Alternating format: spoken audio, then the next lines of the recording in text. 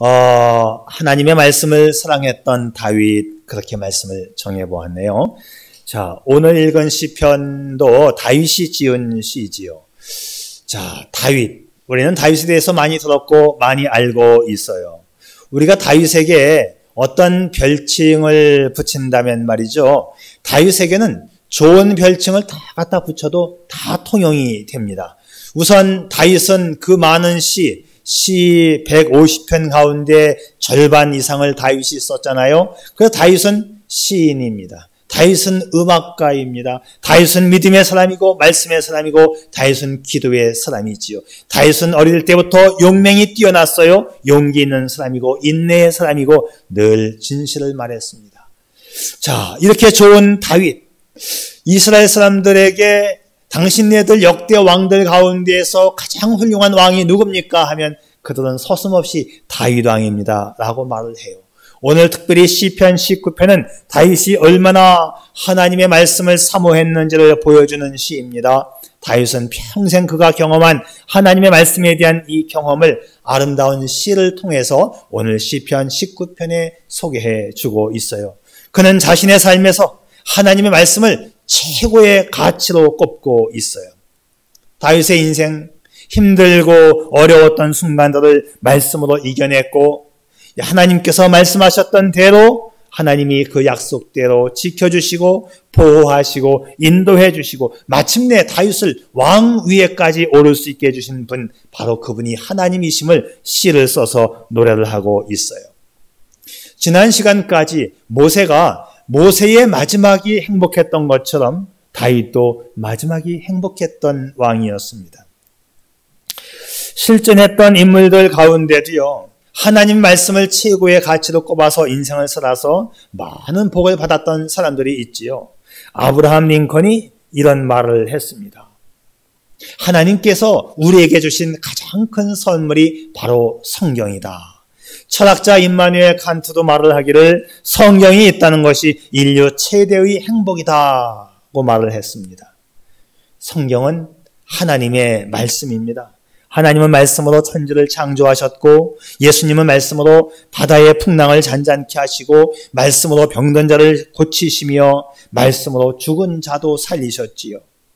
말씀이 가는 곳마다 하나님의 놀라운 역사가 일어났습니다. 자, 그래요.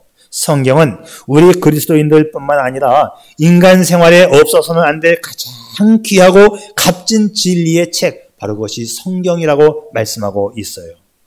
하나님의 말씀이 이 성경을 가까이 하면 개인이 복을 받고 가정이 복을 받고 가정이 새로워지고 민족이 크게 번성하고 창대했던 것을 우리는 또한 잘 알고 있습니다. 이 존 훌이라고 하는 사람이 있는데 이 사람이 노벨상을 받은 사람들 400명을 15년 동안 연구해서 쓴 책이 있어요. 유대인과 기독교인이라고 하는 책을 썼는데 이 책에서 그는 노벨상을 받은 사람들의 그 탁월한 지혜가 어디서 나왔느냐? 바로 그들이 성경을 가까이 하였기 때문이라고 말하고 있습니다. 실제로 노벨상을 받은 사람들 중에서 97%가 성경을 가까이 했다고 말을 하고 있지요. 그래서 성경은 인류에게 주신 최고의 선물이고 축복입니다. 말씀의 축복은 이 세상에서 가장 명예로운 자에게 주어지는 노벨상 수상자가 되게 했던 거예요. 매튜 마우리라고 하는 사람이 어느 날 몸이 불편해서 침상에 누워 있으면서 자기 아들에게 하나님의 말씀을 읽어달라고 했어요. 그의 아들이 시편 8편 8절의 말씀을 읽었습니다. 공중의 새와 바다의 물고기와 바닷길에 다니는 것이니이다. 이 말씀을 읽자 아빠가 야 잠깐만 다시 그 말씀을 읽어다오. 공중의 새와 바다의 물고기와 바닷길에 다니는 것입니다. 아 그래? 바다에 길이 있다고? 바다에 다니는 길이 있다고? 하나님 말씀을 읽는 중에 이 말씀을 읽으면서 바다에 길이 있다면 틀림없이 바닷길을 한번 찾아보자. 그는 그때부터 바다에 나가서 해양을 연구하기를 시작했고 드디어 현대 해양학의 기초 교과서라고 할 수 있는 해양지질학이라고 하는 책을 쓰게 됩니다. The Physical Geography of the Sea라고 하는 책을 1855년에 쓰게 돼요.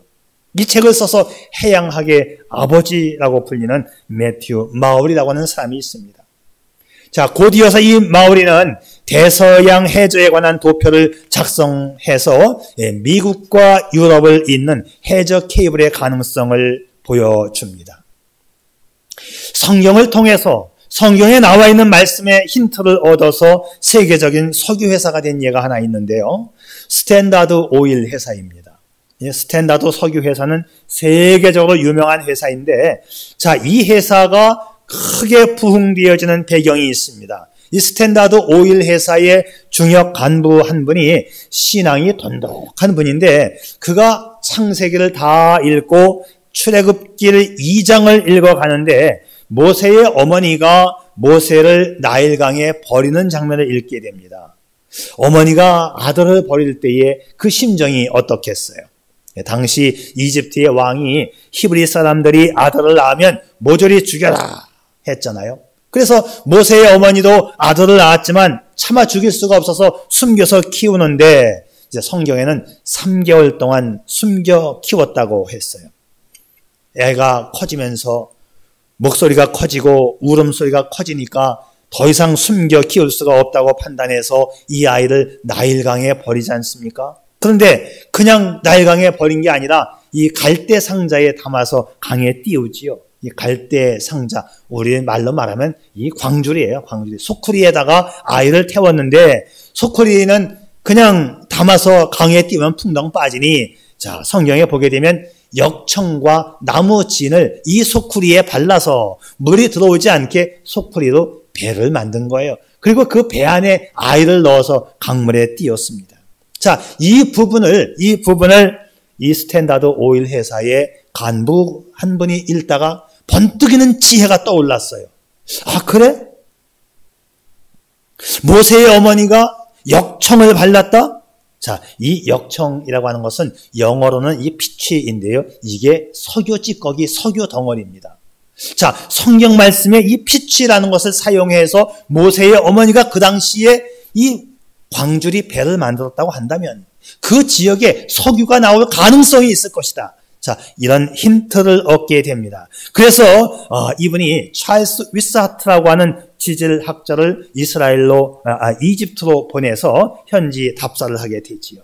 아닌 게 아니라 모세의 어머니가 모세를 갈대 상자에 담아서 떠내려 보냈다고 하는 그 지점으로 가서 유전을 탐사한 결과 큰 유전을 발견하게 되었고 큰 석유 회사로 발돋움하게 됩니다.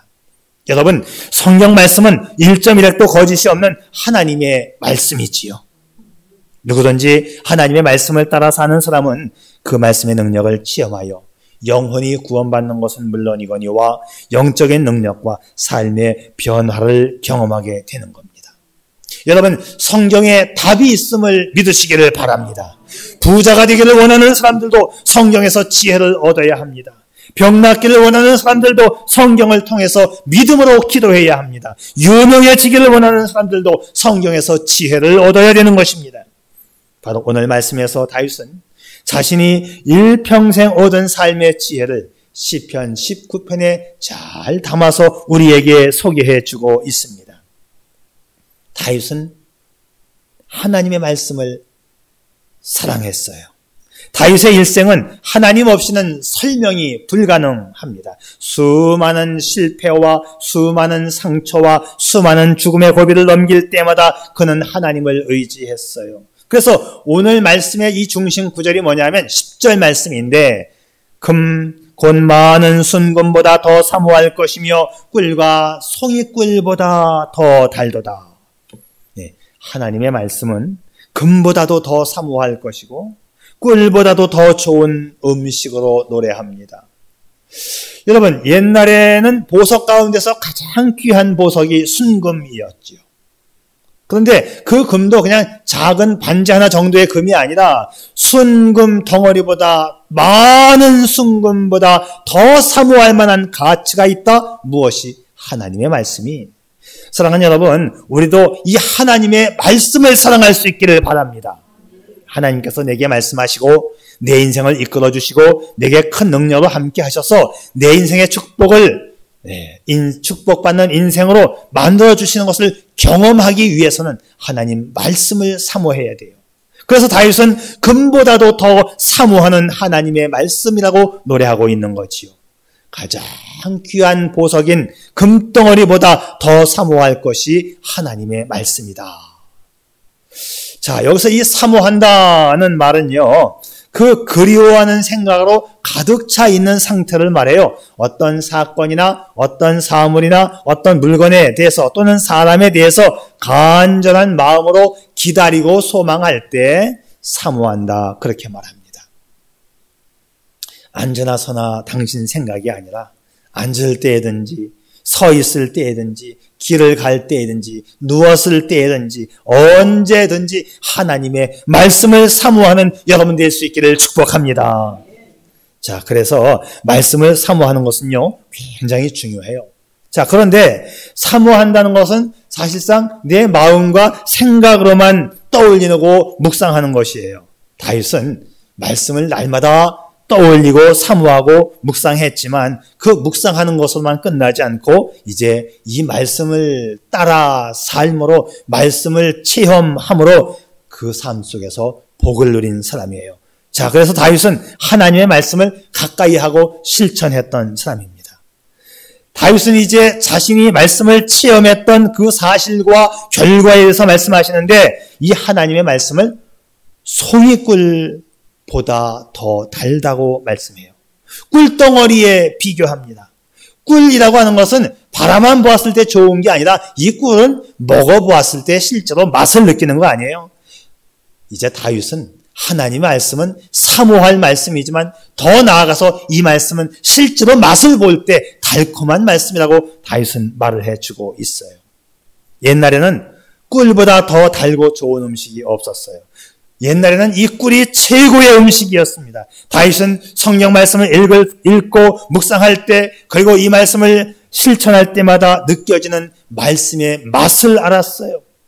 하나님의 말씀에는 그 무엇과도 비교할 수 없는 축복의 맛이 있다는 것을 알았습니다. 다윗은 말씀의 맛을 본 사람입니다. 지나온 모든 고통의 순간들이 말씀을 깊이 묵상하면 그 순간 다 사라지고 이루 표현할 수 없는 행복한 시간이 찾아오는 것을 꿀보다 더 달콤한 하나님의 말씀이라고 표현했습니다. 다윗은 많은 아픔의 순간들을 이 말씀으로 이겨냈기 때문이지요. 그래서 다윗에게 있어서 이 말씀은 그 어떤 진통제보다 강력하여 상처와 아픔과 고통을 일시에 제거하고 삶의 행복과 기쁨을 안겨주는 하나님의 말씀이었습니다. 그래서 다윗은 말씀을 달콤한 꿀에 비유했어요. 지금 체험하고 느낄 수 있는 실제적인 하나님의 말씀이라는 것이지요. 당시의 꿀은 아주 귀한 최고의 식품 아니었습니까? 꿀은 식품, 이 식용으로도 완벽할 뿐만 아니라 치료의 능력과 효능까지 탁월해요. 실제로 우리가 꿀 한 잔을 타 마시면 피곤할 때 이 당이 충전되면서 피로 회복이 되는 것을 우리는 느낄 수 있습니다.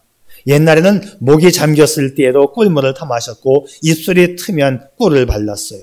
꿀을 얼굴에 바르면 미용에도 효과가 있다고 해요. 사실 옛날에는 이 꿀이 만병통치약으로 쓰였습니다.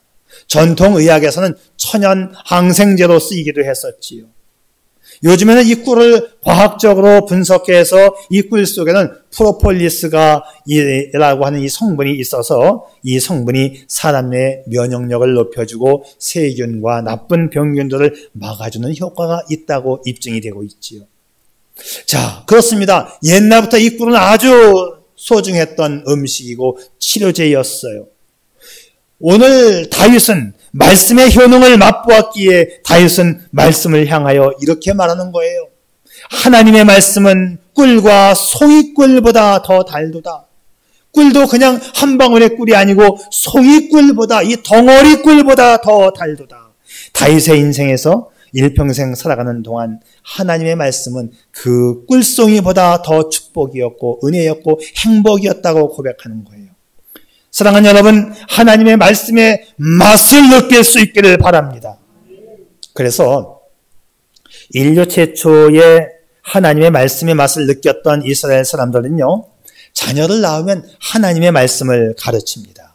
자, 유대인들이 하나님의 말씀을 가르치는 이 방법이 아주 독특한데요. 첫째는 이 하브르타라고 하는 말씀 교육 방식이 있어요. 이 하브르타, 토론식 교육 방식인데요. 이 사람들은 저녁에 식구들이 모여서 밥을 먹을 때에도 식탁에서 밥만 먹지 않고, 자, 아들아, 오늘은 어떤 말씀을 묵상했니? 오늘은 어떤 일이 있었니? 그러면서 말씀의 주제를 가지고 식구들끼리 토론합니다. 이걸 하브르타, 이 토론식 교육이라고 해요. 그래서 어려서부터 말씀을 가지고 느끼고 적용하고, 또 내가 적용하고 느낀 것을 또 집안 식구들과 토론하고, 또 학교에 가서 말씀을 또 토론하고, 이게 아주 익숙하지요. 발표를 참 잘해요. 그래서 미국에서도 유명한 대학에, 법과대학에 들어온 사람들은 유대인들이 많고, 법과대학에 들어와서 토론을 하게 되면 유대인들이 또 토론을 잘합니다. 말을 그냥 아주 술술술 잘 풀어내는, 그래서 유명한 정치가, 유명한 법관들이 유대인들 가운데서 많이 나오게 되는 거예요. 유대인들은요, 자신들의 그 인생 성공 방식을 이렇게 말합니다. 첫째, 내가 유대인으로 태어난 것이 첫 번째 성공이고, 두 번째는 유대인으로 태어나서 말씀의 아들이 된 것이 두 번째 성공이다. 그리고 내가 성장하여 결혼하여 자식을 낳아서 말씀의 아들로 또 세우면 그것이 최종적인 성공이다. 이스라엘 사람들은 이렇게 말씀을 통해서 인생의 성공, 행복을 규정 짓습니다. 다시 말하면 말씀을 떠나서는 그 인생이 될 수 없다는 거지요.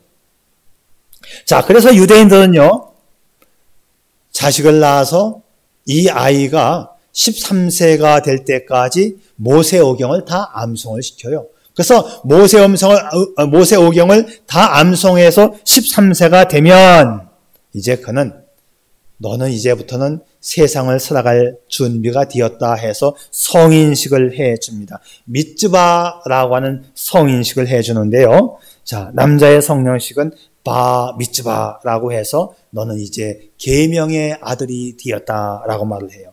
여자아이의 성년식은 벳 미츠바라고 했는데 이제 너는 계명의 딸이 되었다는 뜻이에요. 말씀의 아들, 말씀의 딸이 되어 너는 이제 말씀으로 살아갈 수 있는 준비가 되었다. 그리고 성년식을 해주는데 이때의 이 성년식은요, 결혼식보다 더 성대하게 치루어집니다. 많은 가족, 친구들 다 불러 모아서 그날 행사를 치르면서 아버지는 그 하객들에게 이렇게 말합니다. 이제 우리 아이가 하나님의 말씀으로 세상을 살아갈 수 있게 되었습니다. 이 아이를 축복해 주십시오. 모세오경을 다 암송하고 성년식을 거쳐야 제대로 된 사람이 되었다는 거예요. 그래서 이스라엘 사람들은 이렇게 말을 합니다. 우리는 하나님의 말씀을 가르치기 위해서 자식을 낳습니다. 우리는 어때요? 자식을 낳았기 때문에 이 자식을 말씀으로 키운다고 말하는데 그들은 말씀으로 키우기 위해서 자식을 낳는다고 말을 합니다. 말씀을 지키라고 하나님이 우리에게 주신 것이지요. 하나님은 우리에게 이 말씀을 인생의 사용 설명서, 인생의 교과서로 주셨습니다. 말씀의 뜻을 따라가면 인생이 성공하고 승리하고 복을 받게 되는 것이지요. 말씀을 따라 복을 받은 것은 유대인들에게 노벨상 수상자가 많은 것으로 이미 입증이 되었어요. 세계에서 제일 강력한 나라는 미국입니다. 세계는 미국이 지배하고 있지만 실제로 미국은 유대인에 의해서 지배하는 구조입니다. 유대인이 이렇게 뛰어난 비결은 그들이 말씀을 사랑했고 말씀을 실생활에 적용했기 때문입니다. 여러분, 우리의 삶 가운데서도 이 말씀을 떠나지 않기를 바랍니다. 하나님 말씀의 중심을 서서 언제나 말씀을 묵상하고 말씀을 따라 실천하는 저와 여러분 될 수 있기를 축복합니다. 어떤 할머니가 하루는 동창회의에 참석을 했어요. 그 친구들이 야, 우리 오랜만에 모였으니까 교가를 한번 불러보자 해서 의견이 일치가 됐는데 아무도 교가를 알고 있는 할머니가 없어요. 다 잊어버렸어요. 근데 그중 유독 할머니가 나는 교가를 부를 수 있다고 하는 거예요. 그래서 한번 불러보라고. 이 할머니가 일어나서 대표로 교가를 부르는데 애국가를 부릅니다. 동해물과 백두산이 마르고 닳도록. 친구들은 감탄을 하면서 너는 어때? 여태까지 그 교가를 잊어버리지 않고 교가를 부르고 있냐고 열렬하게 박수를 쳐주었어요. 신이 난 이 할머니가 집에 돌아와서 할아버지에게 자랑을 하죠. 여보, 내가 아직도 기억력이 살아있어요. 오늘 동창회의에 갔는데 친구 중에서 교가를 아는 사람은 나밖에 없어요. 할아버지가 평상시에 할머니가 건망증이 좀 심했는데 옛날 학교 다닐 때 그 교가를 아직까지 기억하고 있다고 한번 불러보시오. 그래서 이 할머니가 할아버지 앞에서 자랑스럽게 교가를 부르는데 또 애국가를 불렀습니다. 동해물과 백두산이 마르고 닳도록. 듣고 있던 할아버지가 고개를 갸우뚱하면서 이렇게 말을 합니다. 이상하다. 자네하고 나는 학교가 다른데 교가가 비슷하다고. 그동안 살아오면서 애국가를 많이 불렀고 그러는 사이에 내 뇌리에 강하게 기억이 됐던 거지요. 기억력 상실과 약간의 치매가 있어서 오락가락 했는데도 애국가는 잃어버리지 않고 있었던 겁니다. 우리 속에 어떤 상황 속에서도 잃어버리지 않아야 할 것이 있다면 바로 하나님의 말씀입니다. 우리가 무의식 중에도 다른 것은 다 잊어버린다 할지라도 우리는 끝까지 하나님의 말씀만큼은 기억하고 살아가야 하는 것이지요. 총신대학의 신학대학원에서 오랫동안 교수로 봉직했던 두 분 박사님이 계셔요. 아주 유명한 분이거든요. 이 박형룡 박사님이 계셨고 또 박윤선 박사님이 계셔요. 박형룡 박사님은 평양신학교에서 초대 학장을 지내셨고 또 남한에 와서도 학장으로 이렇게 교수로 지냈던 아주 훌륭한 분이 박형룡 박사님, 우리 한국 신학계의 별처럼 여겨지는 그런 분이죠. 이제 참 자랑스러운 것은 이 박형룡 박사님이 제가 나온 미국 남침례 신학대학원에서 박사학위를 받으신 분인데 한동안 이분이 우리 학교 남침례 신학대학원을 나왔는지를 몰랐어요. 박사학위를 침례신학대학원에서 했기 때문에 그렇는지 내가 남침례 신학대학원에서 박사학위를 했어 라는 말을 안 했어요. 왜 안 했는지를 몰라요. 그걸. 근데 나중에서 이제 아들들이 이제 말을 해줘가지고 알게 됐는데 그래서 제가 학교 다니면서 이 박형룡 할아버지가 논문을 어떻게 썼는가 도서관에 가서 찾아보니까 이 할아버지 논문이 있더라고요. 1930년 초반부에 썼던 그 옛날 그 누런 종이에 옛날 타자기로 쓰다가 틀리면 밥풀을 붙여가지고 이렇게 더덕더덕 붙여가지고 쓴 옛날 논문이 있어. 할아버지가 참 논문을 쓰시기는 잘 썼구나. 제가 읽어봤어요. 과정은 마치고 한국에 와서 1920년대 말에 이 타자기로 써서 학교에 보내가지고 학위를 받았어요. 그 유명한 박형룡 박사님의 또 유명한 제자 가운데 박윤선 박사님이 계시는데 이분도 굉장히 유명한 분이에요. 세계적인 석학입니다. 이 두 분이. 근데 이 박윤선 박사님께서 이제 임종시의 병원에서 마지막 임종을 하게 되는데 마지막 돌아가실 때에 뭔가 웅얼웅얼 그 중얼중얼 그렇게 소리를 내시더래요. 그래서 이제 가실 때가 됐나 보다. 무슨 말씀을 하시는가? 어떤 유언의 말씀인가? 해서 귀를 가까이 갖다 대보니까 이 박윤선 박사님이 말이죠. 그 마지막 순간에 히브리어 성경을 암송하고 있는 거예요. 시편 23편을 히브리어로 암송을 하고 있는 거예요. 자, 그 죽음의 순간 기력이 딸리고 호흡이 딸려지는 그 마지막 순간에 자신이 그렇게도 사랑했던 하나님의 말씀 가운데 시편 23편을 히브리어로 암송하시면서 하늘나라로 가셨다는 것이지요.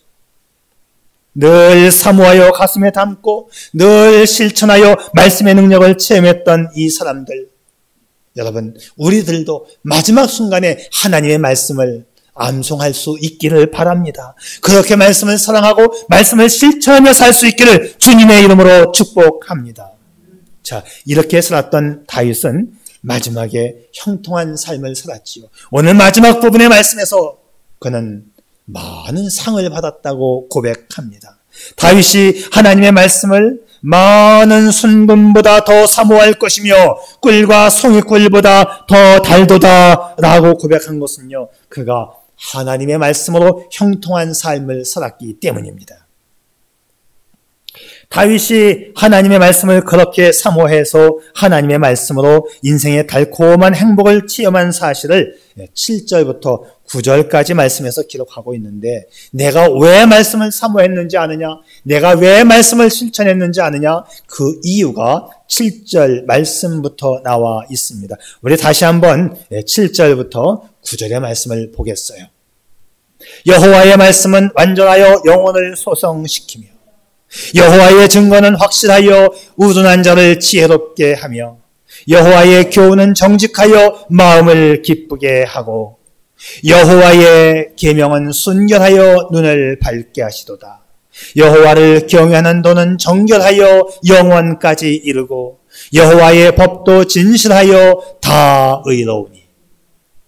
하나님의 말씀이 이러하기 때문에 그는 하나님 말씀을 사모했고 하나님 말씀을 실천하여 맛을 보았더니 꿀송이보다 더 단 말씀이 된 것이지요. 신약 성경에도 이와 비슷한 말씀이 있습니다. 자, 이 말씀도 우리 다 같이 한번 읽어보겠습니다. 다 같이 시작. 모든 성경은 하나님의 감동으로 된 것으로 교훈과 책망과 바르게 함과 의로 교육하기에 유익하니 이는 하나님의 사람으로 온전하게 하며 모든 선한 일을 행할 능력을 갖추게 하려 함이라. 아멘. 이 하나님의 말씀인 성경은 내면적으로는 사람을 온전하게 만들고 외면적으로는 선한 일을 행할 능력을 가진 사람으로 만들어줍니다. 다윗은 하나님의 말씀을 그대로 따라 행하여 말씀의 맛을 본 사람이지요. 즉 말씀의 축복을 누린 사람이에요. 말씀대로 살아서 말씀대로 형통한 삶에 많은 상을 받았습니다. 여러분, 하나님의 뜻대로 살면 당연히 하나님의 뜻을 이루게 되고 형통한 삶이 되는 것입니다. 다윗의 삶이 위대했다는 것을 증명해 주는 성경이 신약 성경에도 나오는데요. 이렇게 되어 있어요. 다윗을 왕으로 세우고 증언하여 이르시되 내가 이새의 아들 다윗을 만나니 내 마음에 맞는 사람이라 내 뜻을 다 이루리라 하시더니, 하나님은 다윗에게 하나님의 뜻을 다 이루셨어요. 다윗의 삶은 그만큼 형통했습니다. 여러분, 하나님의 말씀으로 인생을 살면 형통한 삶이 되고 자기 방식으로 인생을 살면 인생이 망합니다. 여러분, 우리의 남은 인생은 하나님 말씀을 사모하여 말씀으로 살고 말씀의 뜻을 이루어 형통한 삶이 될 수 있기를 바랍니다. 어느 돈 많은 사업가가 미스 코리아 지인 출신하고 결혼하면 행복할 줄 알고 벤츠 자동차를 사주고 물량 공세를 퍼부어서 마침내 결혼에 성공했습니다. 한순간은 행복했을지 모르지만 시간이 지나면서 이 사람의 사업이 어려워지니까 미스코리아 진 출신의 여자가 아이들까지 놔두고 도망을 가더라는 거예요. 얼굴이 예쁘다고 여자입니까? 그 속에 하나님 말씀이 있어야 정숙한 여인이라고 했지요. 아름다운 여인이 되는 것입니다. 다윗처럼 하나님의 말씀을 따라 행복하여 말씀의 맛을 누려볼 수 있기를 바랍니다. 말씀의 맛을 통하여 형통한 삶의 주인공이 될 수 있기를 축복합니다. 기도하겠습니다.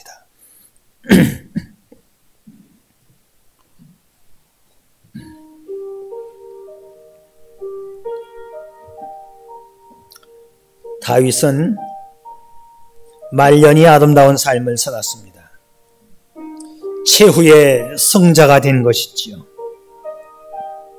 사실 다윗의 어린 시절은 형들에게 치여 사는 신세였습니다. 성인이 되어서도 사울 왕의 적수가 되고 도피와 고난의 삶을 살았지요. 늘 죽음의 그림자가 다윗에게 찾아왔습니다.